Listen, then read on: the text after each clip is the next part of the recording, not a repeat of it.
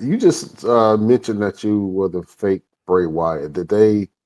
At which period of time were you a Bray Wyatt character? When Bray was feuding with Roman. So there's the Monday Night Raw where Roman's doing a promo and Bray's music hits, and I come walking down the ramp, and Roman Superman punches me, and I bump on the ramp, and then he rips off the wig I was wearing and realizes it's not Bray, and then Bray attacks him. And then the next night, Oh, then on SmackDown, he's doing it again. The music plays. I walk out and I just hold the lantern, and then he jumps him from behind, and I went to the back. And there's a really cool picture that I share every year on the anniversary of Bray looking up and he's laughing. In the background, there's me with my hand on it. But the way I got booked was John Cole. I was at a show, and John Cole calls me up and he says, "Hey, are you still fat?" I was like, "What?" He goes, "Yeah, you still big?" I was like, "Well, yeah." He goes, "You still got a shitty beard?" I said, "Well, yeah, I miss you too, John." He's screw like, you! I'm like, "What's going on here, John?" He Hurt my goes, feelings.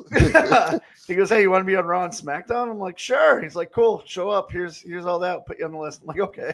So I get there. I said, "What was with all that?" Like, and he goes, "Oh no, you'll find out why." And then I found out why, and I was like, "Okay." And the way it all came about was they were looking for that, and Joe Henning and Bray Wyatt are like best friends, and Joe had kept saying, "You look like." I used to be Dinty Moore, and he goes, "You look like Dinty. You look like this guy from Harley. You look just like him." So when this whole idea came up, my name was on the forefront, and that's why it all led to, "Oh, are you still big?" And yeah, and it was fun. It was a lot of fun. I got to hang out, meet Wyndham, and because of the connection with Joe, I got to talk to him, and then we talked afterwards. He's the one that says, "Hey, you should use Sister Abigail now in the Indies because you did this," and that's why I do that variation of the DDT out of the Okay. Sister Abigail. And I remember when Vincent was coming up with the character, he got in touch with Bray and stuff to run over ideas and stuff like that. And it was a lot. He was a really cool dude. It was a lot of fun to learn from him and such a creative guy. Yeah, absolutely. Bray Wyatt's one of my all-time favorites, man. Uh, Oh ever yeah, since ever since he was Husky Harris, you know that's what right. I'm saying? That's right. You know what I mean? I've been following him since Husky Harris, man. And it was I know when he came back, man, it was something that we all popped for.